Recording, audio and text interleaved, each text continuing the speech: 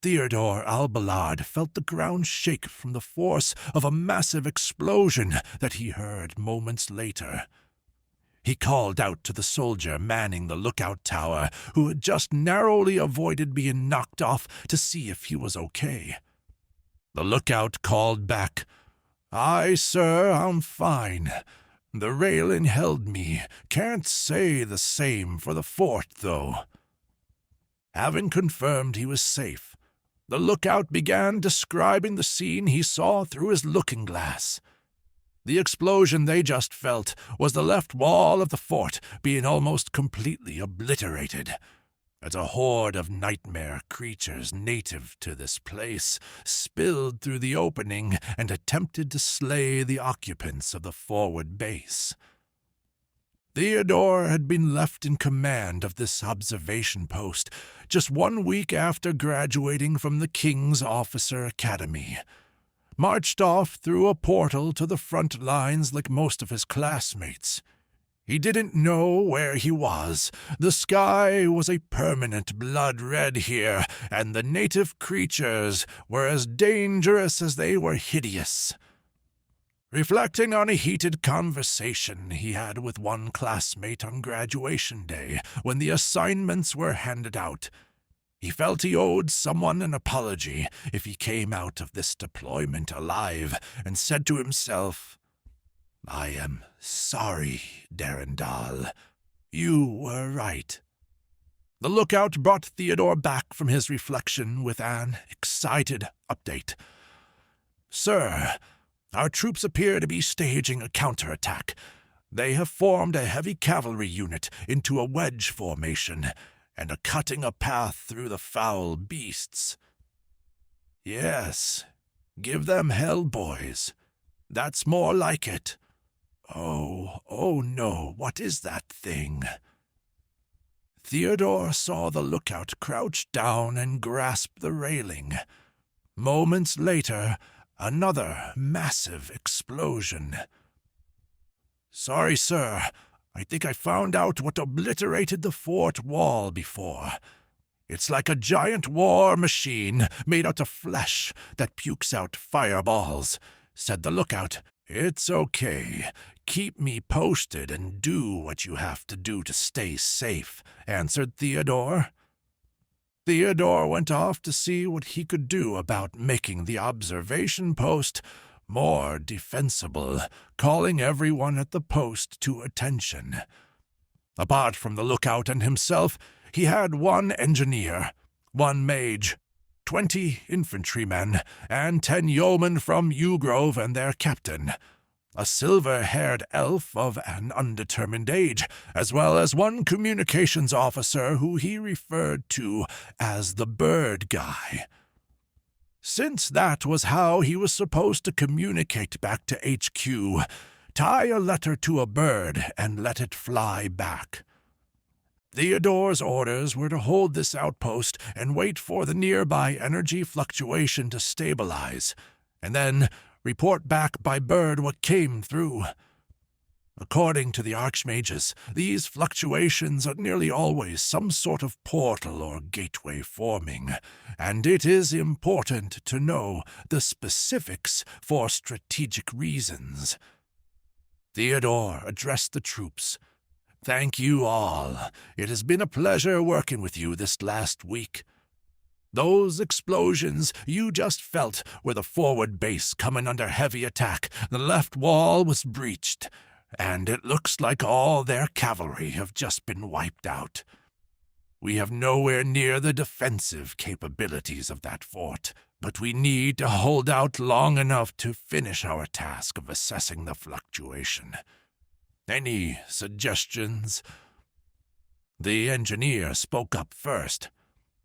"I could take the infantry in 2 shifts and start building some earthworks that will help us against any ground-based troops they may throw at us."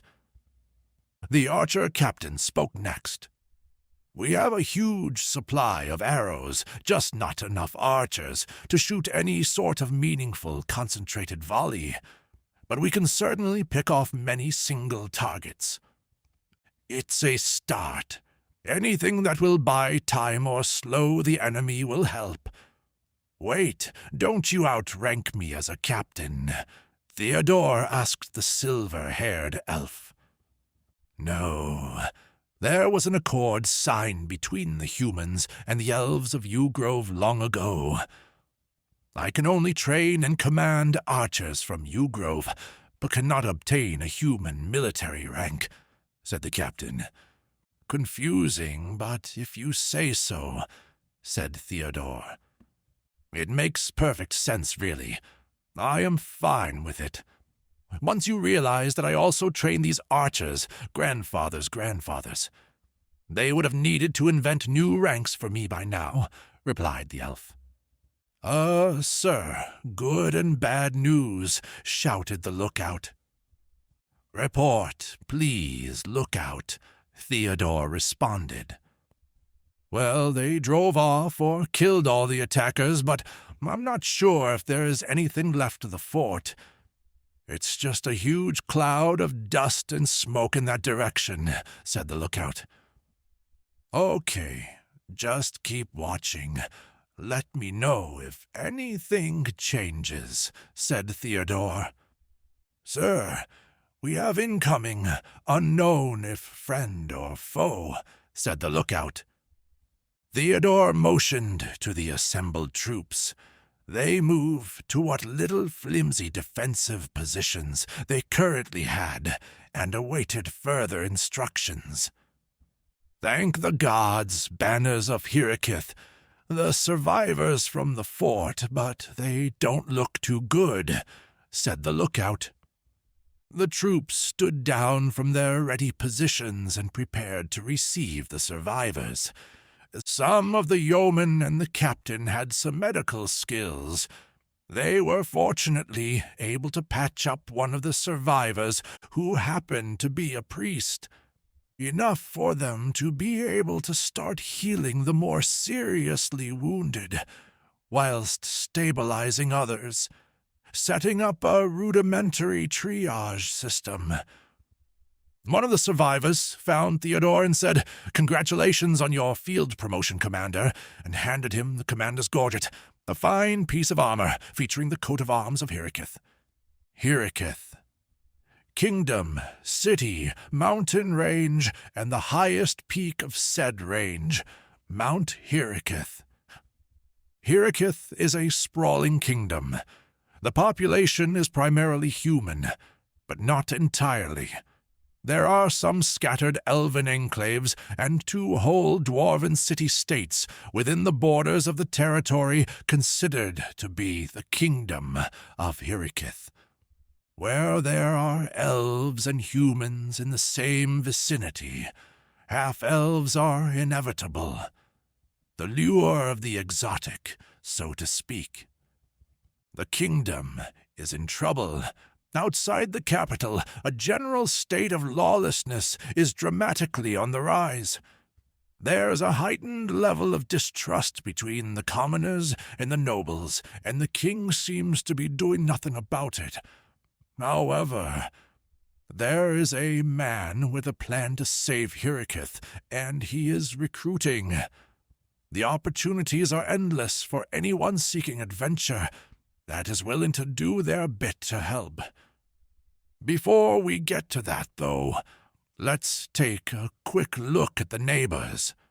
Over the mountain range that forms the northern border lies an area referred to as the Northern Reaches.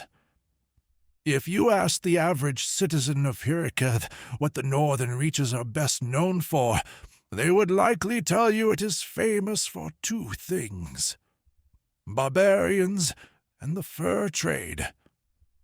The so-called barbarians are one of the human groups that make their home over the mountains. They are exactly what comes to mind when someone uses that term.